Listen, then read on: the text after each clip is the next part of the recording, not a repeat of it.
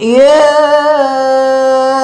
أيها الذين آمنوا قوا أنفسكم وأهليكم. میرے معزز سامعین، اللہ رب العزت کے احسانات ہم انسانوں پر بے شمار ہیں، انگنت ہیں۔ اللہ تبارک و تعالی خود ہی قرآن پاک میں ارشاد فرماتے ہیں وَإِن تَعُدُّوا نِعْمَةَ اللَّهِ لَا تُحْصُوهَا۔ اے انسانوں، اگر تم اللہ کی نعمتوں کو گننا چاہو تو نہیں گن سکتے ہو۔ دوستو، ہمارے پاس دنیا کی جتنی بھی چیزیں ہیں، جتنی بھی نعمتیں ہیں، ایک ایک ذرے کا مالک اللہ رب العالمین ہے، کیونکہ اسی نے ہم لوگوں کو یہ ساری کی ساری چیزیں عطا فرمائی ہیں، جبکہ ہم لوگ اس لائق نہیں تھے۔ اللہ تبارک و تعالی نے خود ہی ارشاد فرمایا وَلَقَدْ كَرَّمْنَا بَنِي آدَمَ۔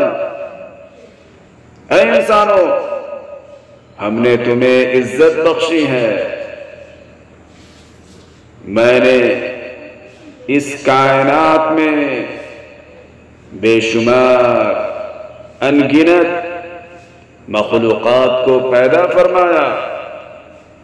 ان میں ایک مخلوق نوری بھی ہے جو معصوم ہوتے ہیں، ان سے گناہ کا صدور نہیں ہوتا ہے، لیکن اس کے باوجود بھی اے انسان وَفَضَّلْنَا عَلَىٰ كَثِيرَةٍ مِّمَّنْ خَلَقْنَا تَفْضِيلًا۔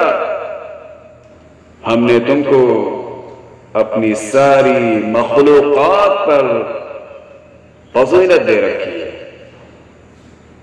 ہم نے تمہیں انسان بنایا۔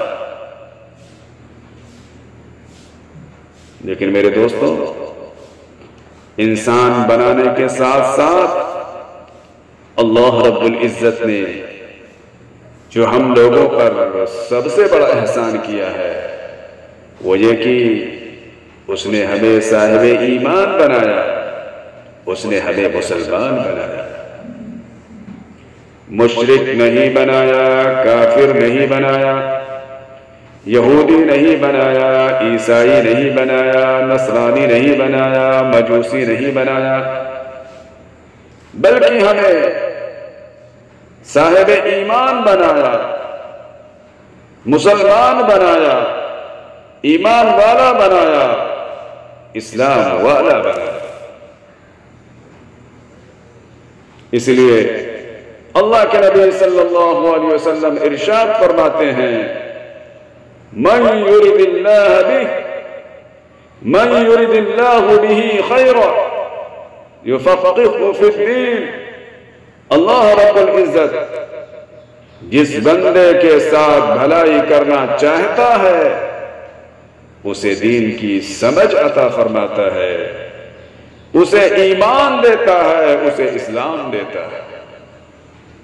دوستو، اس فرمان رسول سے معلوم ہوا کہ ایک آدمی کو پوری کائنات دے دی جائے،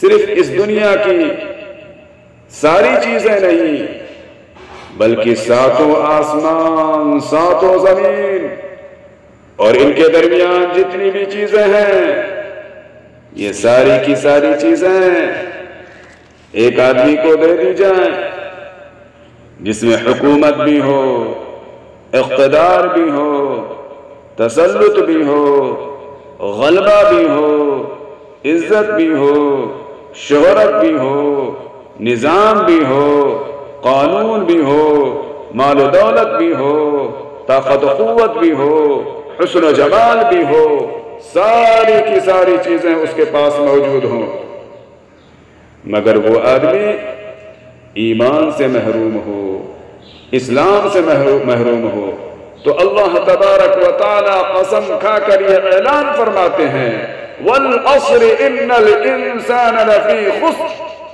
اتنی ساری چیزیں اس کے پاس موجود ہونے کے باوجود بھی قسم ہے زمانے کی، انسان خسارے میں ہے، بہت بڑے گھاٹے میں ہے، کیونکہ ایمان جیسی عظیم دولت اس کے پاس نہیں ہے۔ ٹھیک اسی طرح اگر کسی انسان کے پاس ایمان ہے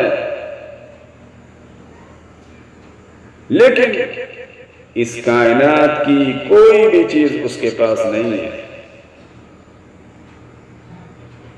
تو اللہ رب العزت اعلان فرماتے ہیں جب تک اس روئے زمین پر ایک بھی ایمان والا رہے گا، میں ساتوں زمین و آسمان کے نظام کو باقی رکھوں گا اور ان کے درمیان جتنی بھی مخلوقات ہیں سب کو زندہ رکھوں گا، اور جس دن میرا یہ بندہ اس دنیا سے رخصت ہو جائے گا، میری عزت کی قسم، میرے جلال کی قسم، میرے بلند مرتبے کی قسم، میں اسی دن اس نظام کو، اس کائنات کو ختم کر دوں گا۔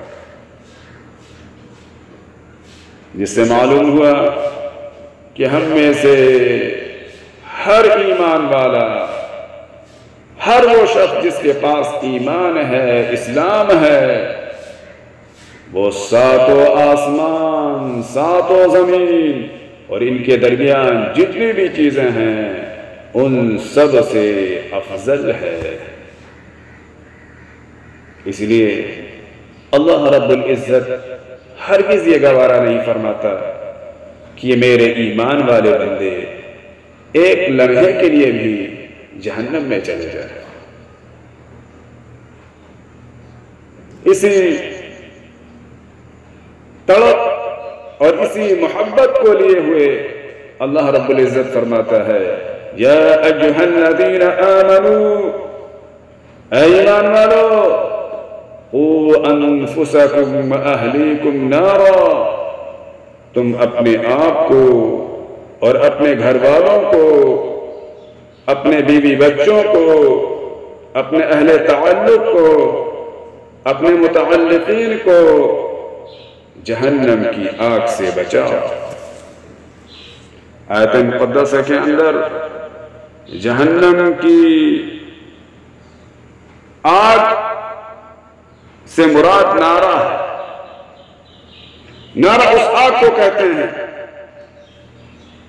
جس کے بارے میں نبی علیہ السلام نے فرمایا 1000 سال تک جہنم کی آگ دہکائی گئی تو وہ سفید ہو گئی، پھر 1000 سال تک جہنم کی آگ دہکائی گئی تو وہ سرخ ہو گئی، پھر 1000 سال تک جہنم کی آگ دہکائی گئی تو وہ سیاہ ہو گئی، اور اب وہ سیاہ ہی ہے۔ جہنم کی گرمی کا عالم یہ ہے کہ اگر سوئی کے ناکے کے برابر جہنم میں ایک سوراخ کر دیا جائے تو یہ پوری کی پوری کائنات جل کر راکھ ہو جائے گی۔ وقودها الناس والحجارہ، اللہ پاک نے آگے فرمایا جہنم کی آگ کا ایندھن انسان اور پتھر ہے، اعدت للکافرین، جو کافروں کے لیے تیار کی گئی ہے۔ دنیا کے پہاڑوں کے تمام پتھر اکٹھا کر لیا جائے اور اس پر جہنم کا